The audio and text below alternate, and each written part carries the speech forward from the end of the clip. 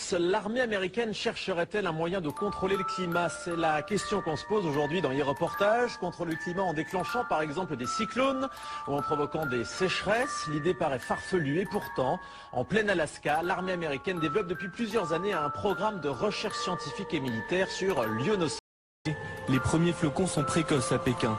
Ils sont tombés 2 mois plus tôt que l'an dernier. Une anomalie qui n'a rien de naturel. Les climatologues chinois disent avoir envoyé dans l'atmosphère des particules chimiques qui déclenchent ces précipitations. Mais cette fois, les températures proches de 0 degré ont pris de court les habitants. La neige a provoqué des problèmes de circulation dans la capitale et des vols ont dû être retardés. Plus au nord, dans la province de Jilin, des arbres sont couchés sous le poids de la neige. Et les accidents de circulation. Mais en contrôlant ainsi le climat, la Chine espère remédier à la sécheresse. Sécheresse, les Chinois ont la réponse, provoquer la neige. À Pékin, un manteau de neige fabriqué artificiellement a recouvert la ville. Depuis des années déjà, les météorologues chinois provoquent la pluie en injectant des substances chimiques dans les nuages.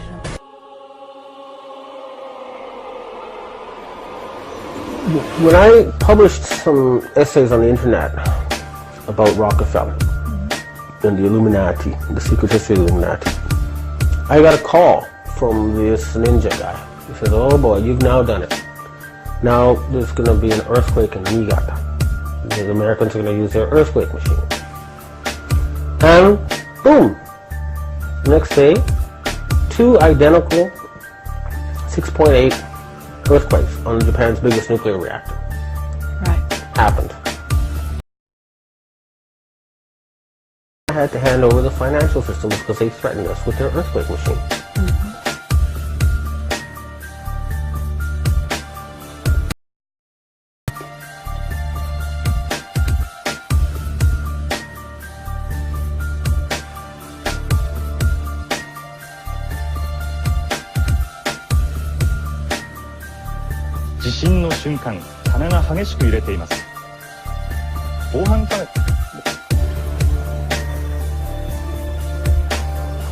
Les catastrophes naturelles n'en finissent plus d'endeuiller la planète. Un puissant tremblement de terre a frappé ce matin le sud-ouest très peuplé de la Chine, d'une magnitude de 7,8 sur l'échelle de Richter. Il a touché notamment la région de Sichuan, où selon l'agence Chine Nouvelle, on dénombre plus de 8500 morts.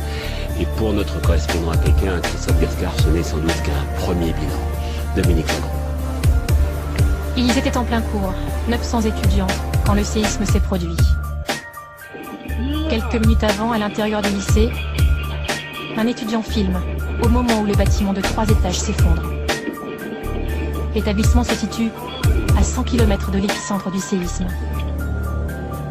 Certains ont songé à dissiper préventivement la puissance des grands séismes en provoquant plusieurs petits. Et cette idée s'est concrétisée. Une machine a été construite dans ce but.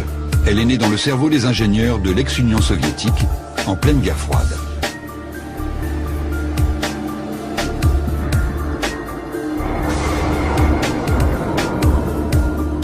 Conçue pour fournir une nouvelle source d'énergie, la machine à tremblement de terre avait la puissance d'un petit réacteur nucléaire. Les sismologues voulurent s'en servir pour mesurer l'épaisseur de la croûte terrestre. Le principe de cette expérience était le suivant. En traversant un puissant champ magnétique, provoquait des sortes de coups de foudre capables de se propager jusqu'à 50 km de profondeur. Ce qui se produisit alors les étonna beaucoup.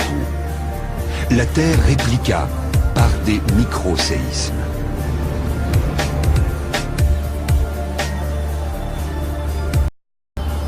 De là à imaginer qu'en soulageant la pression accumulée sous la croûte terrestre, on pourrait éviter un grand séisme comme celui qui menace Istanbul, il n'y a qu'un pas qu'il ne faudrait pas franchir à la légère.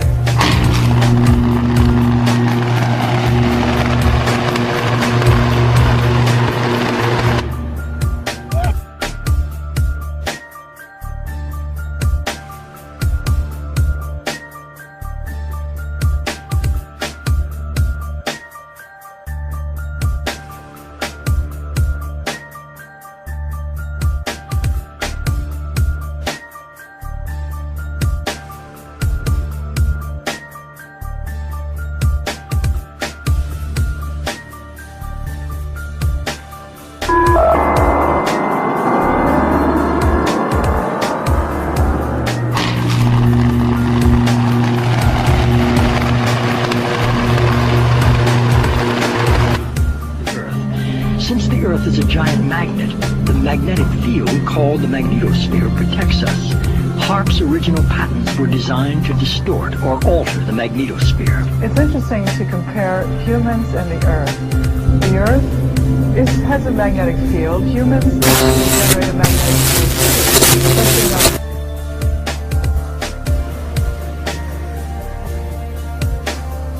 Happiness, you could generate sadness. You can generate any mood you want. You know, the issue of ELF, extremely low frequencies affecting mental states of individuals, is not new. It goes back to Yale University and the work of Jose Delgado, which is well recognized in the literature. He started first using implants in the brain. He then used radio frequency with implants, and eventually he found that energy at 1/50th of what the Earth naturally produces could, in fact, in certain frequency ranges, trigger huge mood swings. This document from Maxwell Air Force Base lays out the use of electromagnetic weapons technologies for